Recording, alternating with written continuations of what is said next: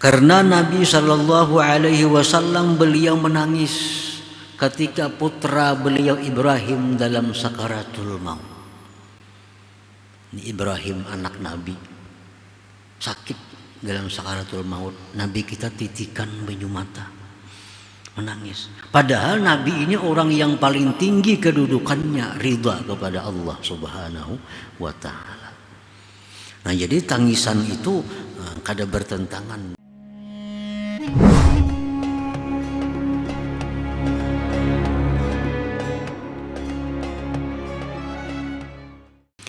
Para muhibbin rahimakumullah, al-hikmatur rabi'atu wal ishrun ba'dal mi'ati tsaniyah min al-hikamil ataiyah. Qala al-imam Ahmad ibn Athaillah as-Sakandari rahimahullah, nafa'ana bi ulumihi wa asrarih. Hikmah yang ke-224 dari al-hikamil ataiyah. Berkata Imam Ahmad ibnu Athaillah as-Sakandari rahimahullah, nafa'ana bi'ulumi wa asrari. Ma tajiduhul qulubu minal humum wal ahzan pali ajli ma muni'at min wujudil ayan. Artinya sesuatu yang mendapati akan sesuatu itu oleh hati daripada kerisauan dan kesedihan,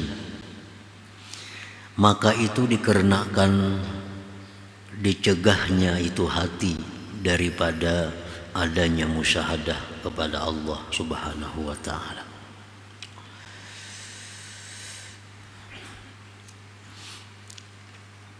Innal humuma wal ahzan ad-dunyawiyah allati tajiduhal qulub sababuha adamu musyahadatillahi ta'ala. Sesungguhnya kerisauan menghadapi sesuatu yang akan datang dan kesedihan-kesedihan yang sifatnya urusan dunia,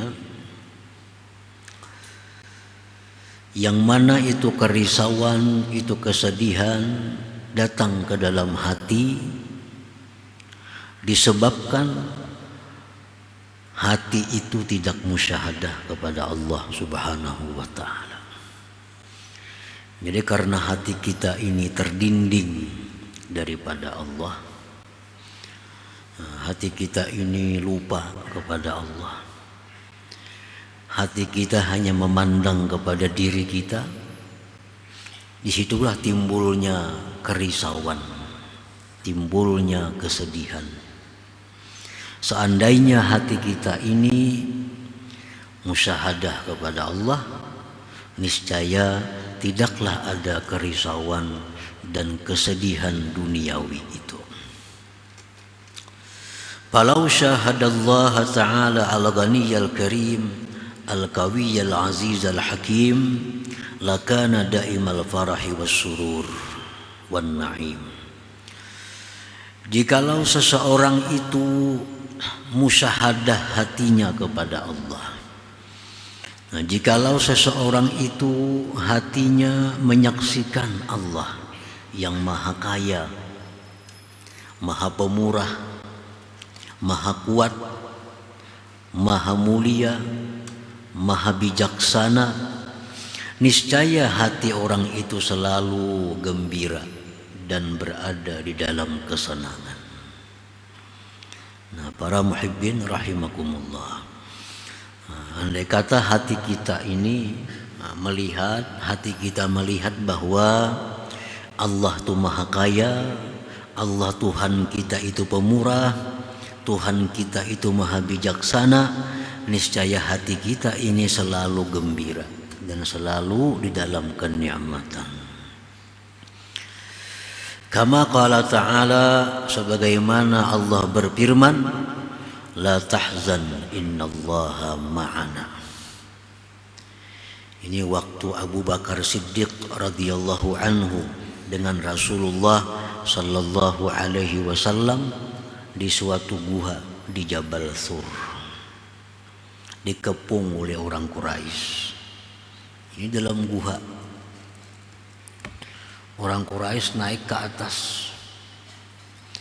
Andai kata orang Quraisy itu menengok ke bawah, kelihatan Nabi dan Abu Bakar. Orang Quraisy itu rupanya kada boleh lihat ke bawah. Nah, lihatnya hanya ke muka, kiri kanan. Andai kata ke bawah, melihat. Nah, di situ Abu Bakar radhiyallahu anhu risau. Ya Rasulullah, andai kata mereka lihat ke bawah, kita kelihatan. Nah, Rasulullah berkata kepada Abu Bakar, la tahzan innallaha ma'ana. Engkau jangan risau, jangan sedih, bahwa Allah itu beserta kita. Nah, para muhibbin rahimakumullah. Jadi Nabi sedikit pun kada risau, Nabi sedikit pun kada khawatir, karena beliau musyahadah, menyaksikan bahwa Allah itu bersamanya. Wa kama qala ta'ala li Daud alaihi salam, sebagaimana Allah berfirman bagi Nabi Daud alaihi salam, bi faprah wa bi dzikri fatana'am. Wahai Daud, dengankulah engkau itu bergembira. Karena Allah ini zat, Allah ini adalah zat Tuhan yang maha segala-galanya. Maka denganku engkau gembira, dan dengan berzikir kepadaku engkau bersenang-senang.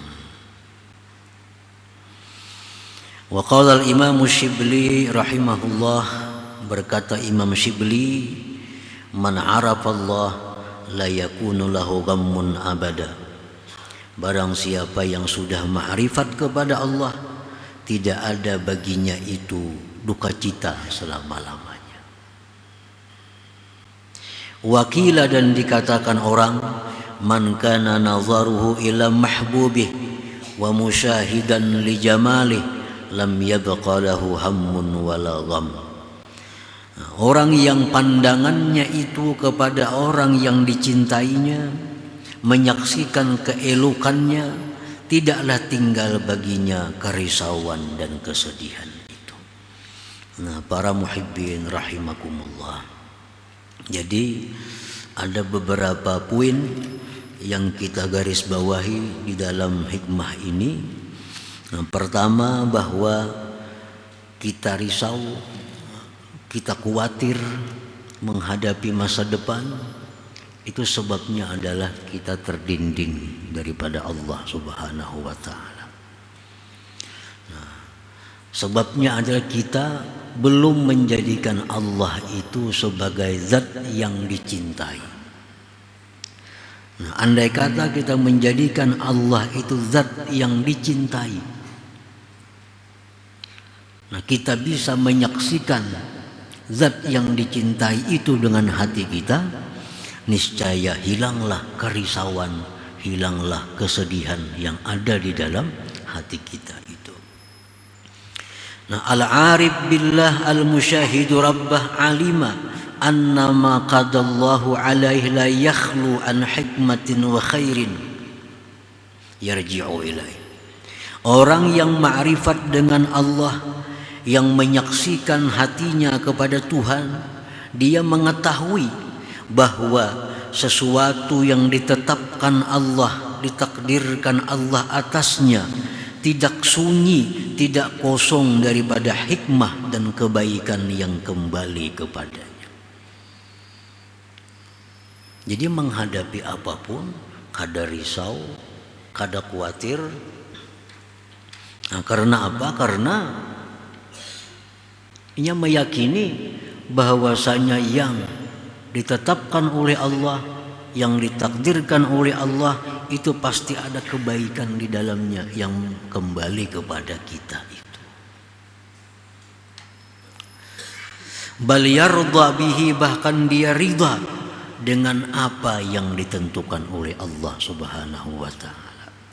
Nah, itulah orang yang ma'rifat dengan Allah, Orang yang sudah menyaksikan mata hatinya kepada Tuhannya, apapun yang dihadapinya tidak ada kerisauan, tidak ada ketakutan, tidak ada kesedihan, karena apa yang ditentukan oleh Allah kepada dirinya pasti di dalamnya mengandung kebaikan, mengandung hikmah yang kembali kepada dirinya. Nah, para muhibbin rahimakumullah. Imam Al-Ghazali mengatakan, kalau kita sudah ridha dengan apa yang ditetapkan oleh Allah, nah apakah boleh kita berdoa kepada Allah? Beliau mengatakan, ad-du'a la yunaqidur ridha. Nah, doa itu tidak bertolak belakang dengan ridha. Orang yang berdoa kepada Allah bukan berarti dia tidak ridha dengan apa yang ditetapkan oleh Allah.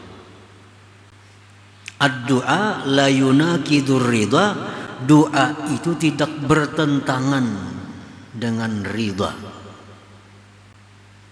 Iza da'a bi adabi, bila mana dia berdoa dengan adabnya doa itu.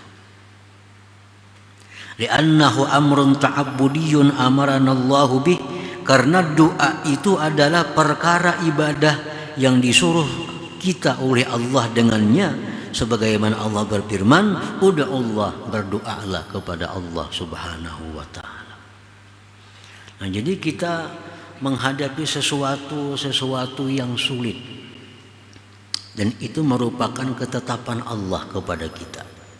Kita wajib ridha. Bukan berarti kita kada boleh berdoa.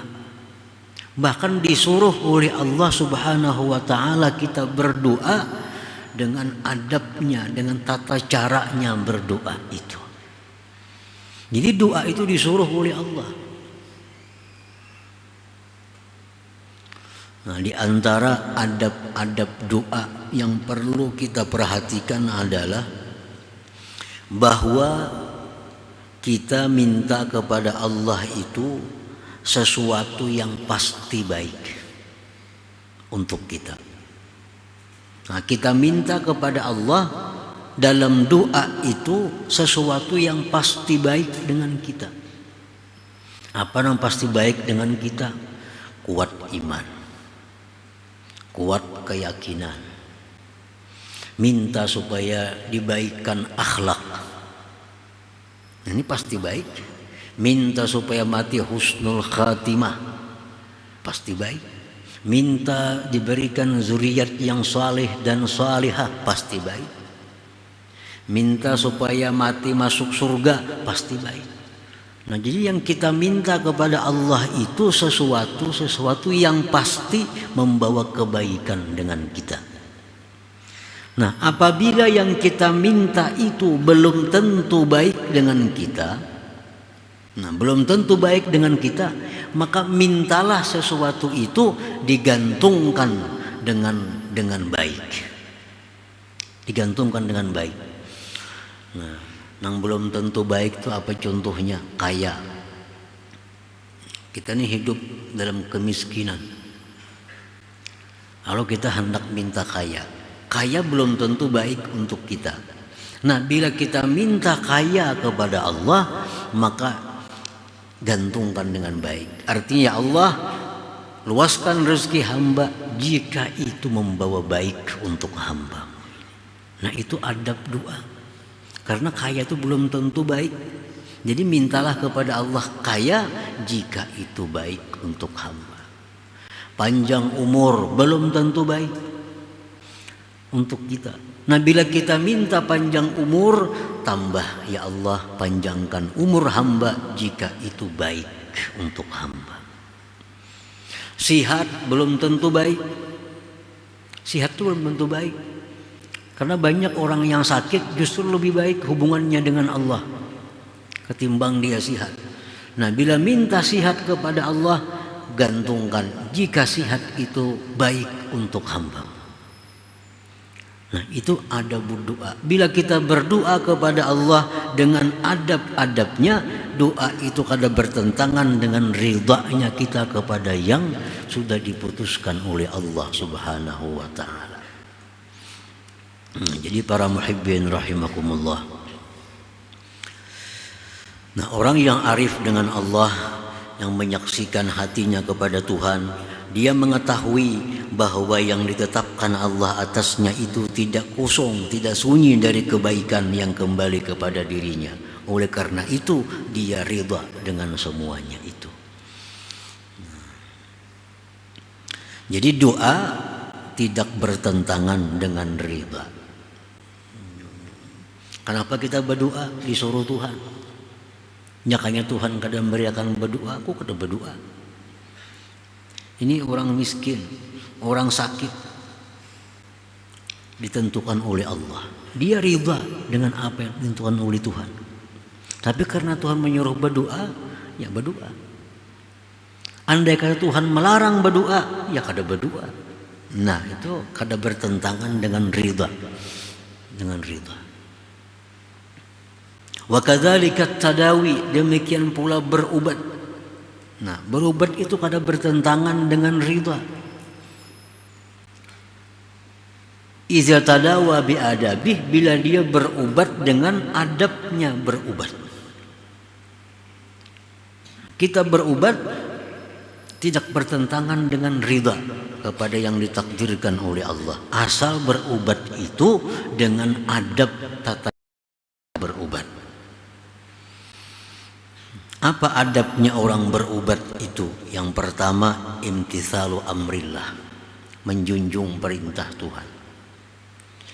Rasulullah SAW bersabda, tadawaw ibadallah, berobatlah kamu wahai hamba Allah. Nah, jadi berobat itu pertama tujuannya disuruh oleh Tuhan. Bukan aku kada ridha dengan penyakit yang diberi Tuhan, ridha, tapi Tuhan nyuruh berdoa, ya berdoa. Pertama itu. Yang kedua, adabnya berobat itu i'tiqad yang bulat di dalam hati bahwa yang menyembuhkan itu hanya Allah Subhanahu wa taala. Nah, itu penting. Orang berobat itu i'tiqad dalam hati yang menyembuhkan itu hanya Allah Subhanahu wa taala. Yang ketiga, at-tadawi bima ahallallah. Berobat itu dengan cara yang dihalalkan oleh Allah, dengan obat yang dihalalkan oleh Allah Subhanahu wa taala. Kalau obat-obatan sudah menyimpang dari jalan Allah, maka kada perlu berobat. Itu ngarannya kada ridha dengan takdir Allah. Karena cara berobatnya bertentangan dengan hukum Allah Subhanahu wa taala. Asal obatnya itu obat yang dihalalkan, obat yang dibolehkan. Nah, yang keempat, adabnya berobat itu ada talabus syukri ala ni'mati sihah. Menuntut syukur atas nikmat sihat. Nah, kalau kita sakit nih, kita kadang kau mensyukuri nikmat sihat. Aku hendak dapat nikmat sihat, syukur nikmat sihat itu. Nah, oleh karena itu berobat. Nah, asalkan kita berobat dengan tata cara yang demikian, itu kada bertentangan dengan ridha terhadap apa yang ditentukan oleh Allah Subhanahu wa taala tadi. Jadi berobat pertama menjunjung perintah Allah. Walaupun Allah yang menentukan, menakdirkan sakit, tapi Allah nyuruh berobat, ya berobat.